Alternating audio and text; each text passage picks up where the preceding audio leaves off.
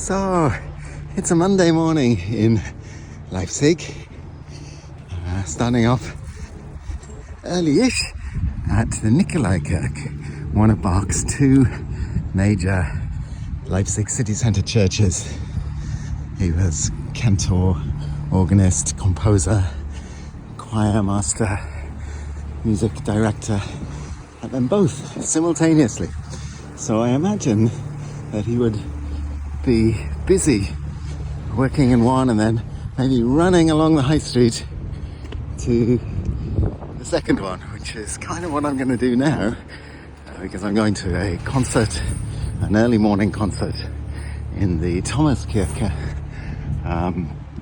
which is the other church along the high street, and it starts in a few minutes, 10 minutes I think, so I need to get there and find my seat.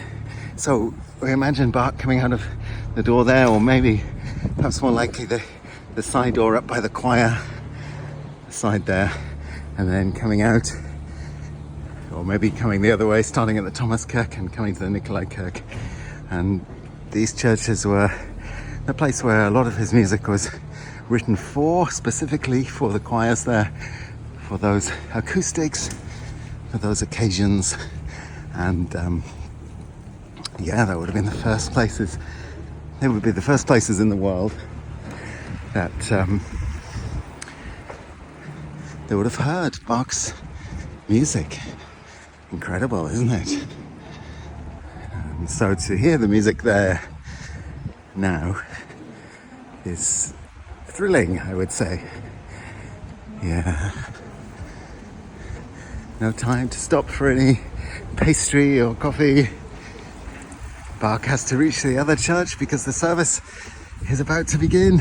He has to conduct the choir. He has to get behind the organ. He has to get everything in order. I really imagine him rushing, running maybe, papers, music in hand, making this journey between his two churches.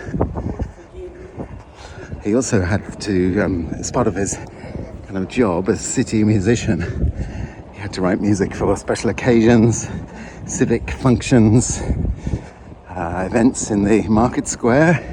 We're going to pass it right now on the right. So that's why he was so busy and produced such a colossal amount of music. So hard time, hard life for Mozart, not to mention his big family. But I suppose it means that now we reap the benefits for all time. This isn't the main square, this is the back of the main square. And the town hall, if you like, I think, is this building here, but this is the back. We're going to see, oops, a becoming rain. There's a famous cafe in there. It was here at the time of Bach, unbelievably. But anyway, no time to go there. Right now, here's the main square. It's breaking down or setting up for something going on later. And you can see that's the front of the old town hall, I think. Beautiful. Oh, and actually, without too much bother, the Thomaskirche is in sight. So we're doing all right. Bach is going to reach the church in time for the next event, the next service. The choir might be waiting for him, or maybe they might be running between churches at the same time. But I think they were separate. There was a choir at each church. And so it would just be him. I can totally imagine it and empathize running for a concert because you've overbooked yourself. There's a little story of Bach, and we're really getting close now. It's kind of a bar,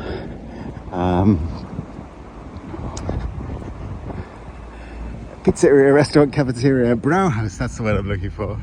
Like a beer house right beside the church, which is useful. It's a bit windy, but you can hear it's suddenly got windy.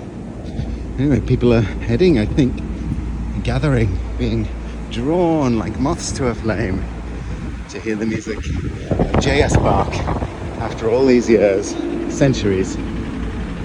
Squeeze through here. It's suddenly really busy.